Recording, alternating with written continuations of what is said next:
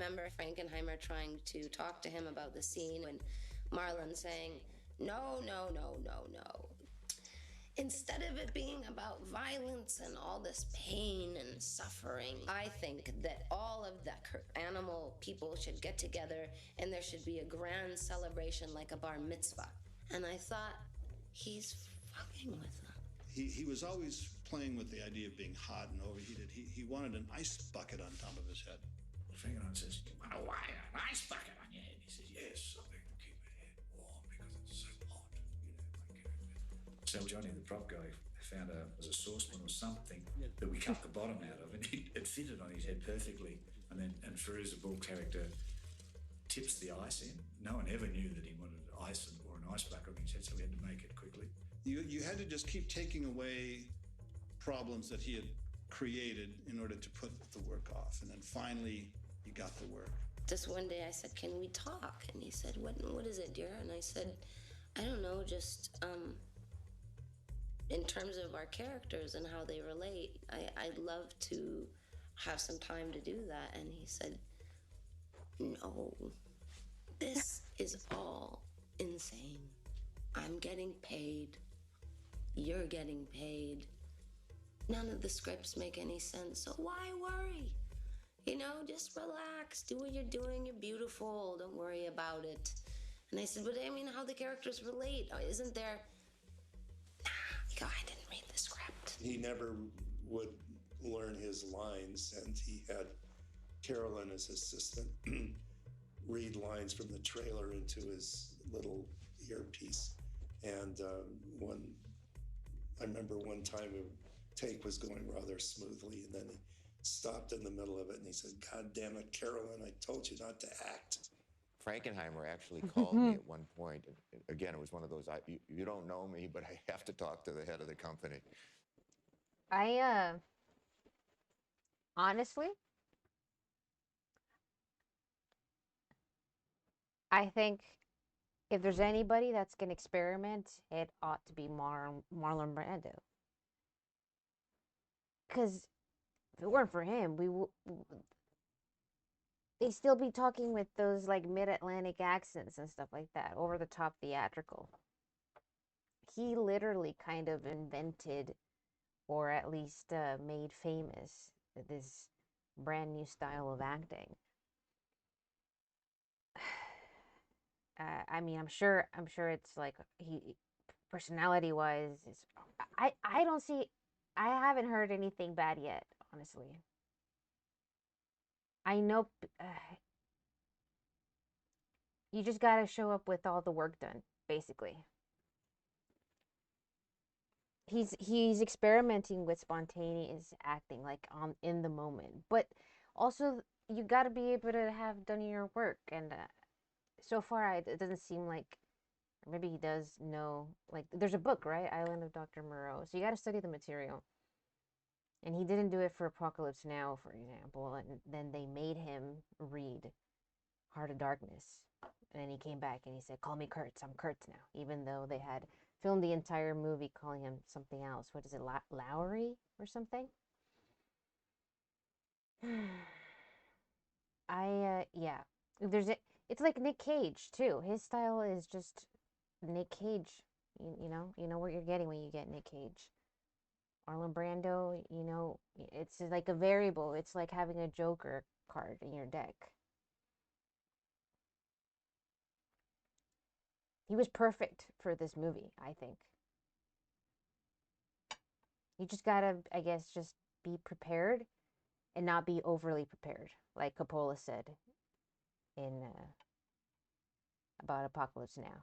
Gotta just be resilient enough to make changes. The bottom out of it fitted.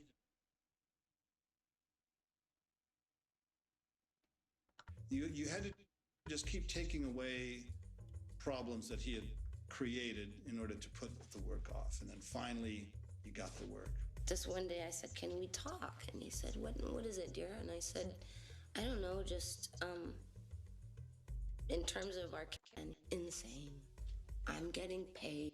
I mean, obviously they're getting a rehearsal in anyway because they got to work out the blocking, the marks and everything. It's not like they're never not getting rehearsal, but you're getting paid. a Now, lot of this actors really need this time to make themselves feel good about their performance. But a lot of the preparation can happen before you step on set. scripts make any sense, so why worry? You know, just relax, do what you're Which is doing, different beautiful. from theater where you're not fully cooked first day of rehearsal.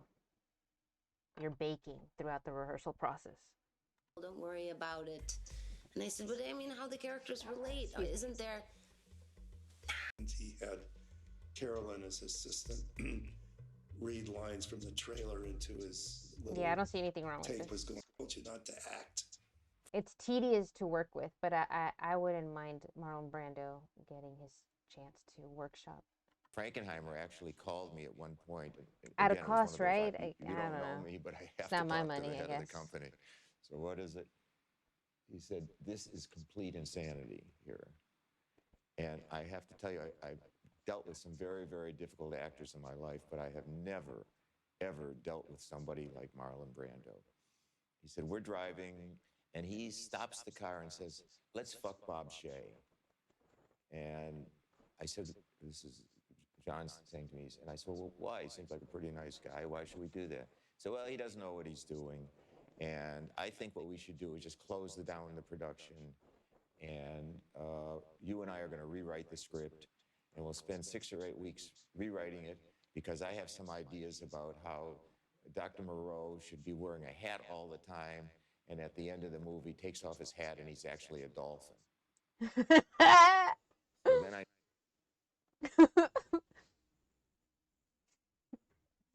Okay.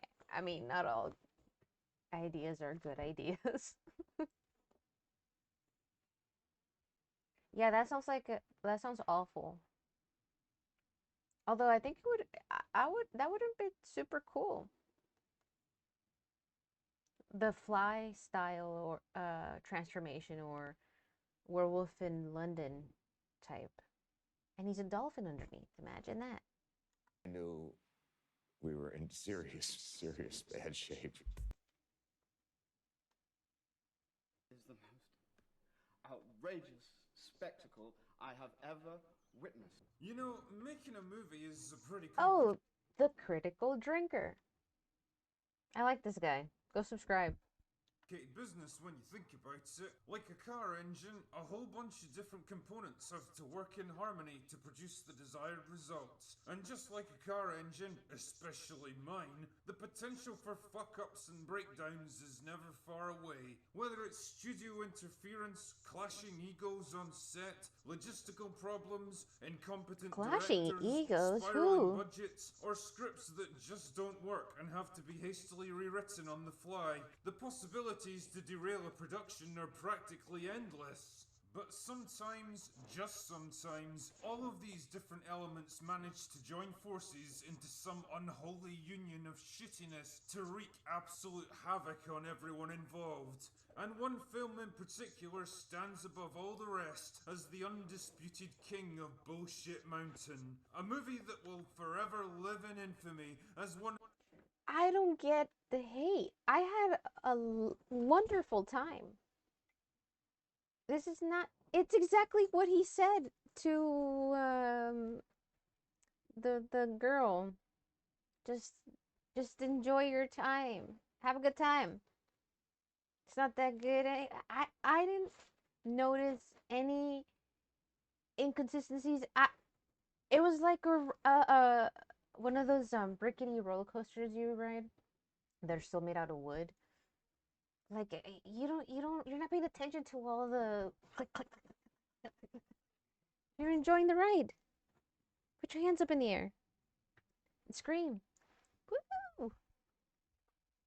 I like Drinker, but he harps too much on the message. Yeah. I don't know what he's got to say about this movie, but the way he's starting off, I don't like it. I enjoyed the movie. Of the most difficult, nightmarish,